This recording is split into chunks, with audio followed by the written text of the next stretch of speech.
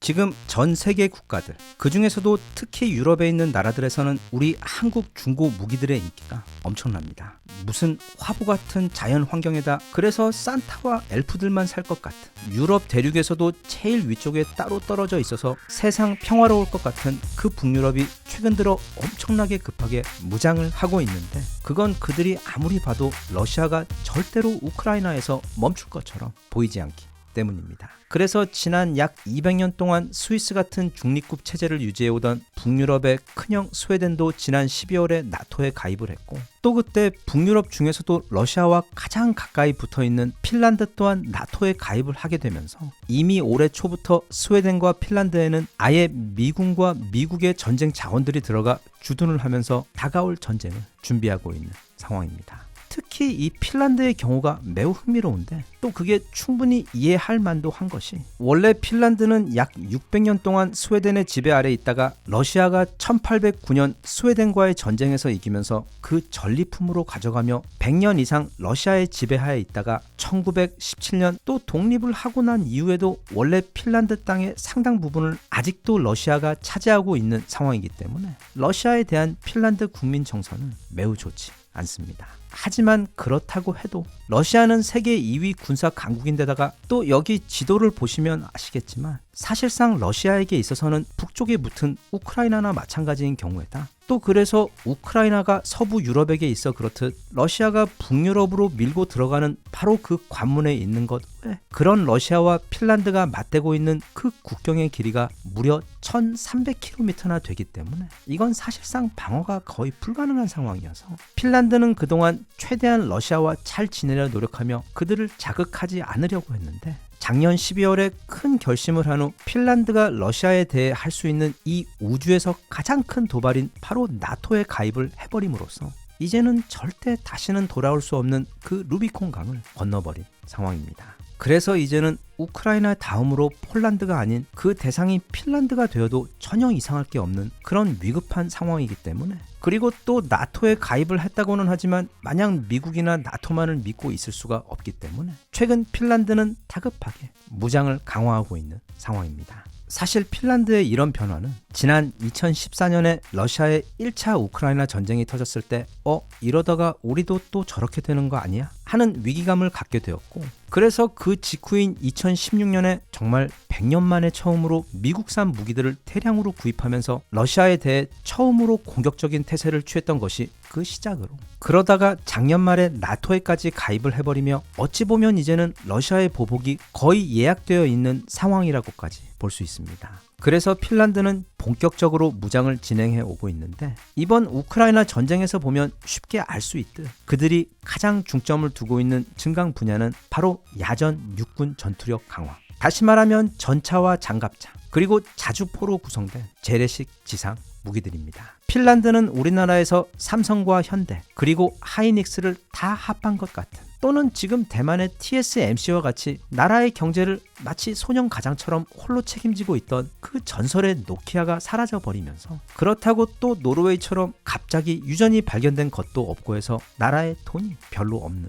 상태입니다. 그래서 선택과 집중을 통해 오직 지상무기 증강에만 집중하고 있는 상황으로, 하지만 그런 핀란드에게도 강력한 지상무기들이 있기는 한데 그게 바로 무려 96문에 달하는 자주포들입니다. 그 자주포들이야말로 사실상 실제로 러시아 침공이 벌어졌을 때 핀란드를 지켜줄 수 있는 거의 유일한 지지대가 되어줄 무기들인데, 한 가지 다행인 것은 그 자주포들의 성능과 화력이 정말 끝내주게 뛰어나다는 점입니다. 왜냐하면 그 자주포들은 모두 우리 한국산이기 때문입니다. 지난 2017년 핀란드는 전 세계 최고 자주포를 찾던 과정에서 결국 우리 국방부 공인 인증 중고 자주포 매장에서 우리 한국군이 사용하던 중고 K9 자주포를 48문 구입하기로 결정합니다. 그런데 이게 중고인데도 가져가서 좀 사용을 해보니까 그 성능이나 화력이 너무도 만족스러워서 이번에는 정말 큰맘 먹고 중고가 아닌 아예 그 파란색 문콕 스폰지까지 달려있는 완전한 새차 K9 10문을 또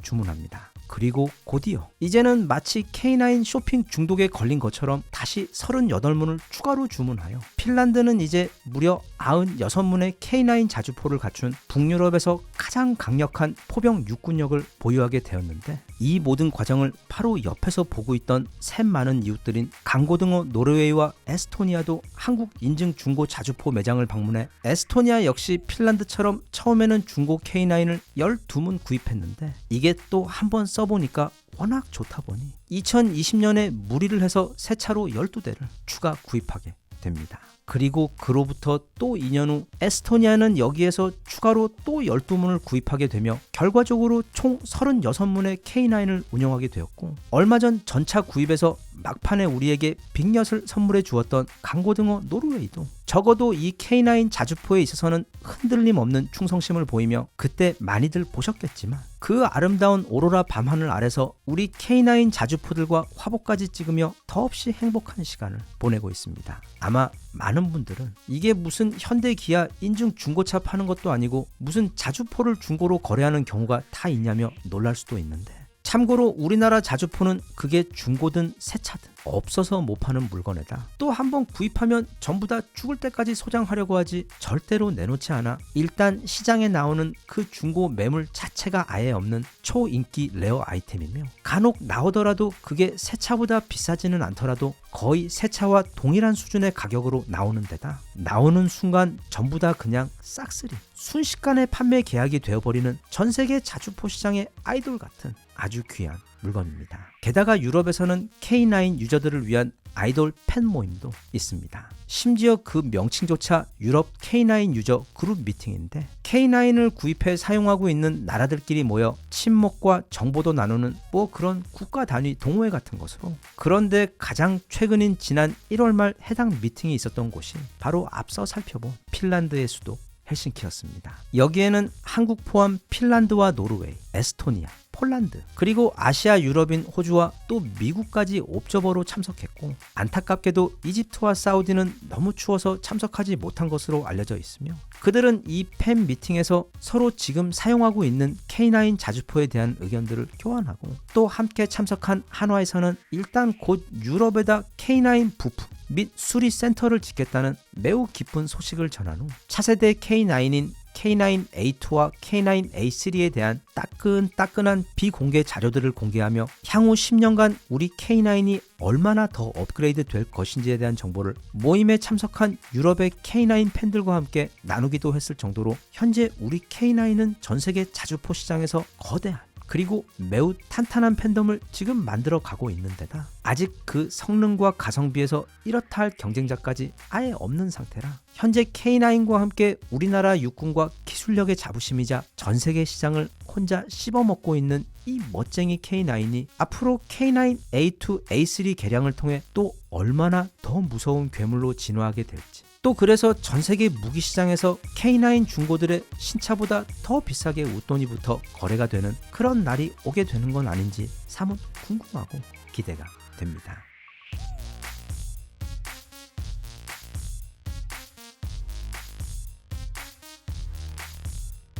Even if you tried, you wouldn't understand it. Maybe something's missing inside of you.